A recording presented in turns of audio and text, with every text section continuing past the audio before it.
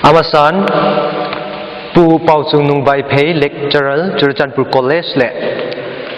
pu pastor Kaitin Lin Neulam ka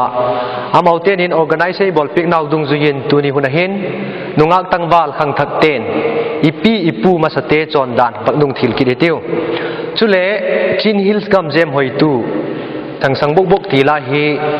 nu le pa nungak tangwal khang thak tam tak te hin ila het khak che tak ko ging cha a hin la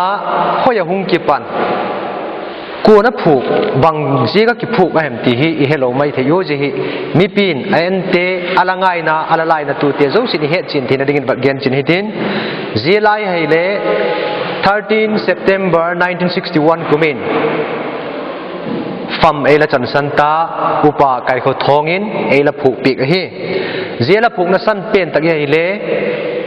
1961 kuma zillai ki kum khomna khompi lin ahin sub ambassador khat ahunga aman bai phei te chanchin history dan hi lunglut da ka hun gen thakna ki patin fam ela chan santa pu kai kho thongin zela hi Chin Hills gam a he pinale alai na thu la a asian pi ka hi tu hi nungak tangwal ten amau thil jin na le amau het jing na dinga e lam pi ku tunia imu thedingo tu imangu umchu je hi a hi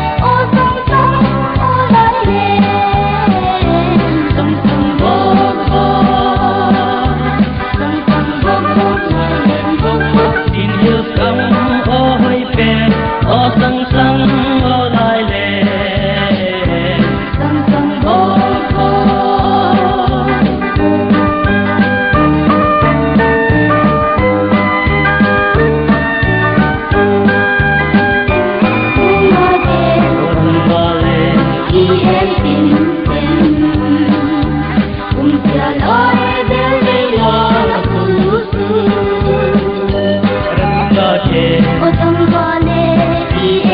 kênh Ghiền Mì Gõ